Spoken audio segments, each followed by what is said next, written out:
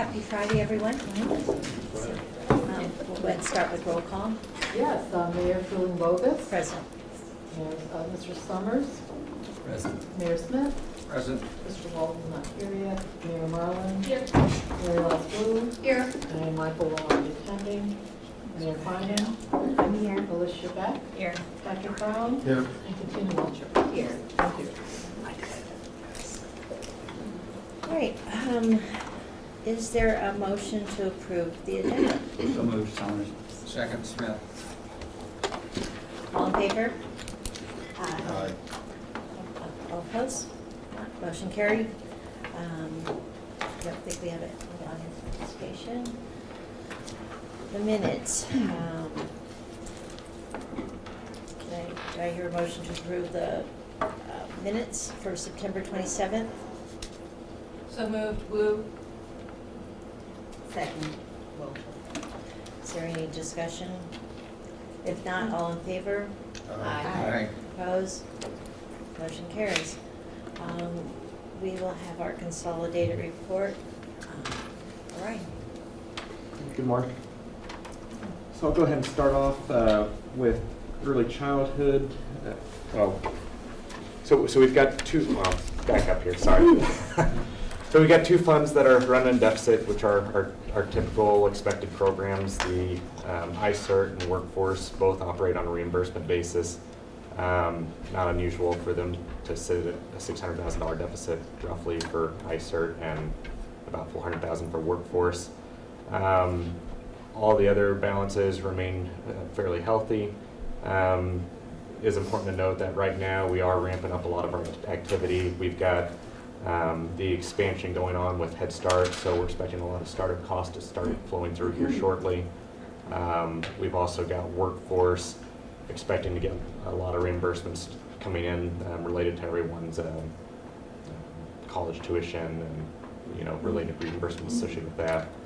And then of course the LIHEAP program started up on the 1st, and Lisa's not here today, but I believe they did about 1,400 some odd interviews within the first 2 or 3 weeks, something crazy like that. So, and I know we just tried to process a reimbursement here last week for about $400,000 for about a week's worth of activity. So, a lot going on right now. A lot of activities running through the books. So, Thank you. Do I hear a motion to approve the consolidated financial reports? So moved. Beck. Was there a second? Second, Summers. Any questions, discussion? All in favor? Aye. Opposed? All right, motion carried. All right, back to you for our list of bills. So no activity this month for 474 or 475. Otherwise, nothing unusual to report on. Again, just starting to ramp up a lot of activity here within the upcoming months. So, Is there a motion to accept and place on file the list of bills for September? So moved, Smith. Second, Marlin. Any questions, discussion? If not, all in favor? Aye. Opposed? Motion carries. We have action item Tammy. Good morning. We have this morning a couple of minor changes to the personnel policy that are recommended, and those were prompted by a fiscal administrative review that was done recently by the Department of Human Services for a couple of our programs.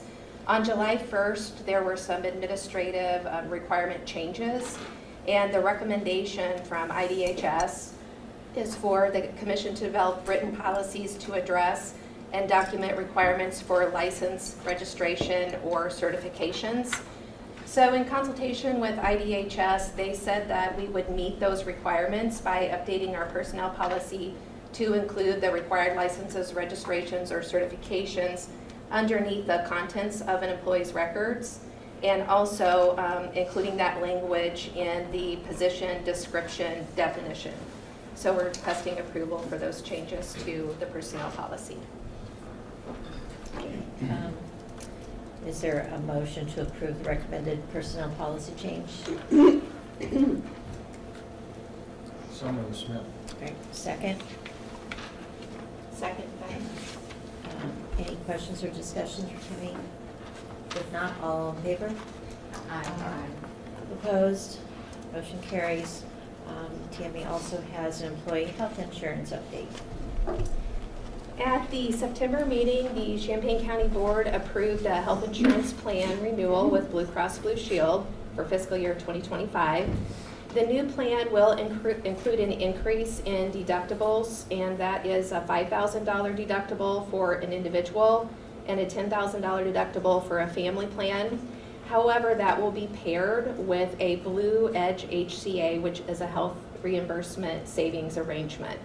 And the HCA will cover the additional costs between what the current deductible is, which is $2,000 for an individual, $4,000 for a family. The cost that exceeds that will be covered by the HCA, so employees will not incur additional costs toward their deductible. The county has not yet provided information regarding how the HCA will be funded. So the recommendation this morning includes an assumption about what that will look like. And the basis of that assumption is basically the maximum exposure of the HCA costs in fiscal year 2025 that were estimated by Gallagher Benefit Services, divided by the number of employees on the plan, which is estimated to be $125 a month. Without the HCA, the plan would have incurred a 12% increase, and this would have been an additional $147 monthly increase for the employee-only premium. But due to the implementation of the HCA, the plan premiums decreased 5.4%. The combination of the premium decrease and the anticipated HCA cost will result in a total increase of $59, so significantly less than what the 12% increase would have been if we had gone with the regular renewal. For fiscal year 2025, the AFSCME contract sets the maximum amount to be paid towards the employee-only premium at 14%, which is $162, but there's a cap of $130. So this is an increase of only $10 a month. The recommendation and request for approval for non-bargain employees is also $130, an increase of $10 a month, and continuation of the employer contribution towards Employee Plus plans, which is $70 a month. The increase in the employer contribution with the anticipated HCA costs is $49 a month. So we are requesting approval of this new plan with the expected HCA costs and the new monthly amount of $130 a month for the employee-only plan. Do I hear a motion to approve the employee health insurance plan for 2025? So moved, Brown. Second, Second, Smith. any questions or discussion for Tammy? If not, all in favor? Aye. Opposed? Motion carries. Brandy has a janitorial bid for us for Head Start. Good morning, Commissioners. I am recommending the acceptance of the service bid from ESS Clean Incorporated to provide daily janitorial services at the 5 centers in Ford, Iroquois, and Pavilion counties. The program received 2 bids, and ESS Clean Incorporated was the lowest bid in your packet. There is documentation of the bid opening, and you can see the comparisons of the cost of the cleaning proposals. The proposal from ESS included 2 full-time janitorial staff for the 2 larger centers in Danville and 3 part-time janitorial staff for the smaller sites in Gilman, Paxton, and Watseka. The proposal also stated substitutes will be provided when there are any absences, which is very helpful to the program, so we can continue operating in health and safe environments. ESS identified Green Seal certified products will be used to clean the facilities. The cost for janitorial services will cost the program $209,532 for the first year. For the second year, $220,200, and for the third year, $230,700. It's not cheap, but they did come in at the lowest compared to the other vendor. I'm open to any questions you have. Okay. Is there a motion to approve the Head Start janitorial bid? So moved. Fina? Second. Any discussion? If not, all in favor? Aye. Opposed? Motion carries. Program updates, we'll start with Orion. So, a couple things going on, well, a couple that I want to talk about. Police training audit has gone underway. So for the police training program, they're required to have a separate audit for the state. Their program gets audited completely separate from the rest of RPC and the county by an external auditor. So we're starting to collect the information for that, and that's underway. The other big audit that we've got going on right now still is, of course, the county audit. Last week, we were placed on stop pay. The programs that are not impacted as of this time are weatherization, LIHEAP, and CSBG. For the rest of our programs, we've been placed on a stop pay, and from what we're aware of as of right now, we're not able to collect on them. Now, as far as the status of the county audit, there was a draft of the ACFR submitted over to CLA last night. What that usually means is from there they do their partner and manager review, which takes a couple of days. They get back to me with any sort of review comments, any updates that need to be made. After we've made it through that process, they send it to a peer review process, which takes about 2 weeks. And then from there, once they get the final stamp of approval from their higher-ups, we're able to go ahead and submit to the Fed, and then, of course, turn around and submit to the state. So we're still looking at about a 4-week turnaround in total, roughly, to get off the stop pay and get everything submitted as of right now, but we are making progress in that regard. So. Thank you. Becky? Good morning, everyone. Including in your packet today is the personnel transactions report representing new hires, exits, and position reassignments from September 8th, 2024 to October 5th, 2024. RPC has 302 active employees, which includes 37 work experience participants.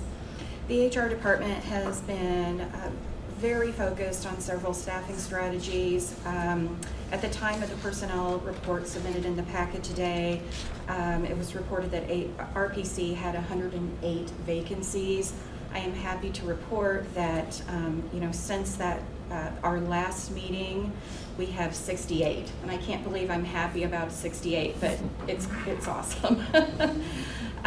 We have successfully secured 38 employees for the Head Start expansion in Vermilion, Iroquois, and Ford counties, who will be joining RPC November 1st. So we're putting everything we've got into making sure that we have qualified staff to support the families and children in the 3 additional counties that desperately need our support. We currently have 47% of the 81 early childhood positions with the expansion filled. So I'm hoping that we can bump that up another 20% in another 30 days, or do better. The HR team is also working collaboratively with the management team to work strategically to fill 4 other vacancies with workforce development and community services. Additionally, fiscal operations and HR, we have been working on the annual compensation plans, to develop the strategies to present at the next board meeting.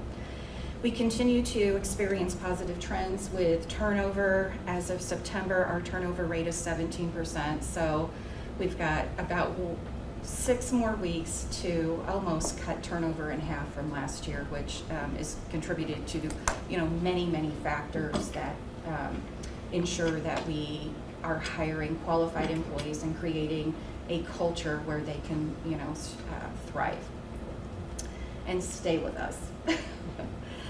We continue, I'm happy to answer any questions today. Thank you, Becky. Let's see, Lisa's not, we need Brandy. Good morning. Last month, you approved the corrective action plans that showed what management had completed to correct the deficiencies identified by the Office of Head Start. Earlier this week, the program received notice that the Office of Head Start reviewed the corrective action plans and the proof of follow-up documentation and concluded the program had corrected the deficiencies. However, we also received a notice from the Office of Head Start stating that the Head Start and Early Head Start grant for Champaign County would be in DRS, or Designation Renewal System, for open competition of the grant. I am in the process of writing the application, and I am confident we will prevail. On Friday, October 8th, Delizzo and I presented our appeal of the chronically under-enrolled designation for the Early Head Start Expansion Grant, and we are now waiting to hear the decision from the Office of Head Start for their decision. It may take up to 30 days. As Becky said, we've been working very hard with not only HR, the HR team, MCS, our technology team, and also the new employees at Ford, Vermilion, and Iroquois counties. We've been really working hard to get everything aligned to license our facilities and put them into our name.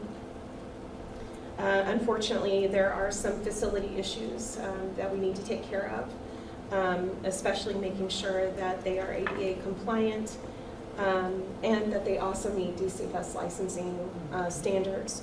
So we've run into some hiccups along the way, but we are addressing them. We are working with vendors in those communities to get those taken care of, as well as the landlords. Everyone has been very supportive, and I don't foresee delaying any further than November 18th. So that is our new goal. We will start working with the employees November 1st, providing them with training and support. There does seem to be a lot of need from those employees, and we're hoping to give them the best start with our PC as possible. That's all I have today. Okay, thank you. Is there any questions for Randy? No. All right. Justin. Morning. I want to speak about turnover for just 1 second. Sometimes I'm going to have turnover in my division, and that's a good thing. We brought in a Congolese immigrant a couple years ago. He was in America from a soccer scholarship. He graduated with a bachelor's degree, but he didn't have any skills or work experience, and he was just kind of floating around Champaign. We brought him in and said, you want to give this a shot? We'll train you how to work in government, how to work in public administration, how to build a career, and how to think about your trajectory. We worked with him for 3 years, taught him skills with technology, with direct services, with public speaking, with stakeholder networking. And he just went and got a job. He was with us at $22 an hour with the state for $30 an hour, a promotion in workforce development. So we really try and develop the people we work with and live our mission of workforce development, which is kind of a pain because when they leave, then you have a bunch of work to do. You got to go find someone else and train them up. But we're okay with having some turnover, especially when it's a good story. A couple updates. I just got back from the Economic Development Institute. 3 or 4 years ago, we were talking about our workforce board aligning with economic development, and so sent me to the Economic Development Institute. You had to go 1 week a year for 3 years. I actually saw Chris there, Mr. Walton, and so small world. Really smart guy, but I had the time to talk with him. But an outcome of that is learn about business retention and expansion, credit analysis, real estate, neighborhood revitalization, things that I don't always think about in my daily work with workforce development. And what we're doing with that is, starting basically now, we're doing a rural development network with Ford, Iroquois, Pine, and Douglas, where it's all their economic developers and meeting with workforce development and our CEOs, talking about how to expand services into the rural county and align workforce development with economic development.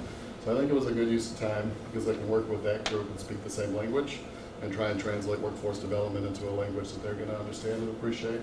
So we're really excited to kick that off. That was due in part to additional funding from DCEO for workforce development when you were targeting rural activities in rural places, and I talked about that last month.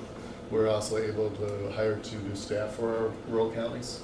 So we have 4 rural counties with 4 staff, and so we're able to expand our office hours. And so we'll use the rural network to develop goals that will go to staff, and then staff hopefully will be able to increase usage and visibility of workforce development in those counties. So excited about that.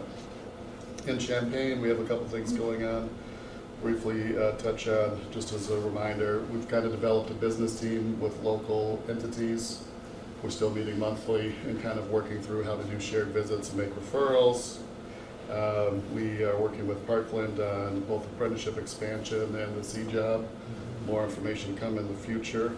And one of our staff members came to us with not a lot of experience in this whole world, and he had to learn quick about education and about workforce development, but he's done so well over the past year and a half that we just promoted him to a coordinator position, and we think him doing that work and work with Parkland will continue to move our area forward. And then with Champaign County EDC and with Kayla Waters at Parkland, we're taking a look at what's happening with workforce in our local area and making sure it aligns with the state plan for economic growth. And I think I mentioned that last month, but we're in the throes of that, and over the next couple months, we'll develop a written plan. And it looks like right now, basically the call-outs from that 35-page plan are align workforce development with economic development. So we're going in the right direction.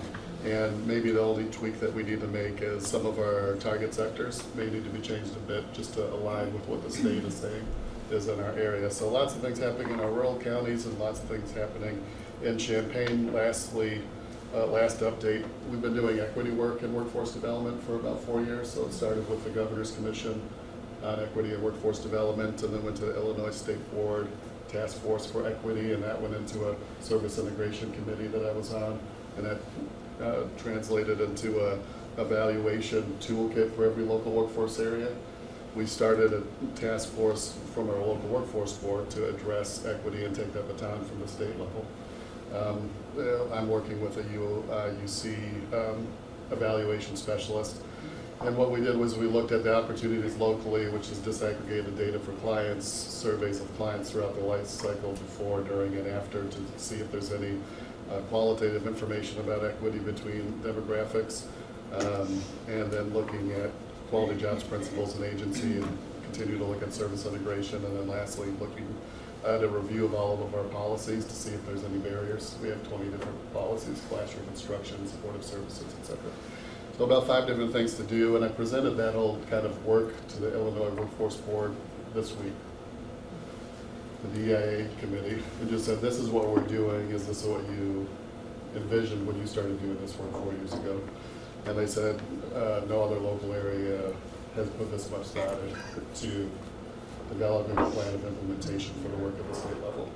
And they said, maybe there's a way, after you write you guys' report, that you can bring it back to us and we can scale your work to other areas. So that made me proud of the work that we're doing locally, and it makes me feel like we're going in the right direction. So that's a good thing. That's it. Thank you. All right, thank you. Yes. Is there any questions for Tyler? Morning. So the UKG Ready timekeeping application is currently in the double clocking phase, where we have a small number of staff clocking and submitting timesheets in both systems to allow us to check the system counters are working correctly in the UKG platform. The double clocking wraps up this week, and we will then proceed to the payroll parallel process testing. We have migrated many of the locally hosted applications to the AKS Cloud under the PUATS Modeling Suite grant, including the staff wiki, several websites, and several databases. We are planning for a go-live of late November, early December for this cloud system. We have completed the QGIS plugin application for the PCD Equity Grant, which is currently under review of the PCD staff. And we have started building the websites and public comment maps for the upcoming rural and urban transportation safety plans that PCD is currently working on. We have published training for staff on Windows 11 upgrades that are coming next year, and we'll publish our generative AI responsible use guidelines and training next month. Staff are receiving annual cybersecurity training, and we are researching and testing a new electronic records management system in conjunction with the county to upgrade our digital record keeping. And those are the updates for this. Any questions? Thank you. Tim? As Becky mentioned, we will be bringing the compensation recommendation and request for approval next month. One other thing that I'm hoping we can bring for approval in November is the recommended bylaw changes.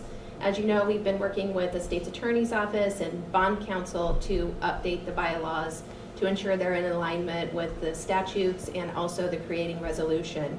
And one of the outstanding pieces that we were going to be working with the county on was implementation of the 2 community members instead of the 1 community member. But in conversation with the County Executive Summers this morning, the county was able to find a resolution that actually authorized the 2 community members. So that's a step that we don't need to take. So I just kind of wanted to get a sense from the committee. The Bylaws Committee has already met once and gone over all of the recommended changes. I just kind of wanted to get a sense from the committee whether or not we wanted to meet again before we bring this to the commission, or whether you're comfortable just proceeding with the changes we've already discussed and recommending those for the November meeting. Are there any thoughts on that? I personally don't know that another meeting is necessary. I think the changes were pretty straightforward, and they've been reviewed by those that know what needs to be changed. So I personally don't have any issues with just sending it, having it ready for next meeting. Okay. The bylaws do require that there are 5 days notice given, so we will have to make sure those get sent out to the commission 5 days before the meeting, so everyone will have an opportunity to review them and look at them. So we'll make sure that happens. Thank you. All right, thank you. And thank you for all your work on that. I know that's taken some extra time, so appreciate that. So is there a motion to accept and place on file the program division updates? So moved, Marlon. Second, Alicia? Beck, sorry. Yeah. Any further discussion? If not, all in favor? Aye. Oppose? All right, motion carried. Good morning, Delizzo. Good morning, Mayor. Good morning, Commissioners. Sorry I couldn't be there this morning. I'm actually in Minneapolis. Going to be officiating my nephew's wedding later on today. I just have 3 quick things. As Brandy reported, we did have a meeting with the Office of Head Start last Friday, where we did present to them our appeal on the full enrollment initiative. But as a follow-up to that, I think I may have reported this at the last meeting. This Monday, have a meeting with the ranking member in the Education and Workforce Committee in the House, Congress, to discuss these Head Start issues. So that meeting is this coming Monday. And the hope here is for Congress to exert pressure on the Office of Head Start to really use the flexibility that's already in the statute to allow Head Start programs like ours and others across this country more flexibility to address the issues pertaining to workforce.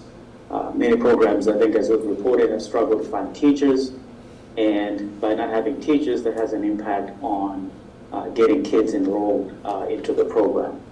So that's the hope that will be the outcome, but this is the committee that essentially deals with the appropriations for many other programs, but including Head Start.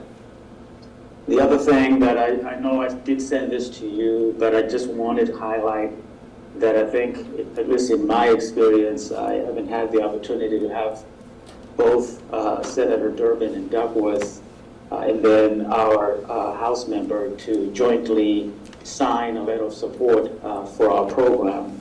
that letter that I shared with you was sent directly to the Office of Head Start. And as you saw, two senators and our member of the House strongly supports the Champaign County Regional Planning Commission's program. And so we're very happy. Hopefully that will yield some positive outcome as we continue to engage with the Office of Head Start. The last thing, and this was a team effort, working with the state's attorney, working with Brandy and Tammy, we did manage to get intergovernmental agreements with Ford, Vermilion, and Iroquois County, between Champaign County and those three counties. Tremendous support from all of those counties in wanting us to provide Head Start services in their counties. So we're looking forward to having a presence there in the next coming years. But those are the three main things that I wanted to share with the Commission this morning. Thank you. Thank you. Is there any questions or anything for Melissa? If not, thank you very much. Enjoy your trip, and I'm sure it'll be a beautiful wedding. Thank you. All right. Yeah, I see no old business. We are going to go into closed session this morning for our new business. Patrick, do you mind reading the closed session? Right, motion to go into closed session pursuant to 5 ILCS 122C1 to consider the appointment, employment, compensation, discipline, or performance of a specific employee of the Champaign County Regional Planning Commission. Thank you. We'll have to have staff leave. Rima will have to leave. Becky, Becky and Tammy will stay yeah. for it. Yes, so, but yeah. Second the motion. I'll second. Oh, I'm sorry, yeah. I forgot that part. Roll call. Oh, roll call is Yeah. Mayor Bogus, Present. Steve Summers, Mayor Smith, Here. Mayor Marlin, Yes. Mary Alice Wu, Yes. Mayor Furman, Yes. Alicia Beck, Yes. Patrick Brown, Yes. and Katina Wiltshire. Yeah. Thank you. We are officially back in session. We've closed our closed session. We're back in public session. And is there a motion to adjourn the meeting? Oh, I'm sorry. We need roll call I first. move to come out of closed session. Okay. Second. Who seconded? Okay, and we have Mayor Bogus, Yes. Steve Summers. Yes. Mayor Smith, Yes. Mayor Marlin, Yes. Mary Alice Wu, Mayor, she's not here, Mayor Finan, Yes. Alicia Beck, Yes. Patrick Brown, Yes. Katina Wiltshire, Yes. and we have Becky and Tammy staff members. Thank you. Okay. Now is there a motion to adjourn? Just adjourn. Just adjourn. Just adjourn. All right. We're adjourned.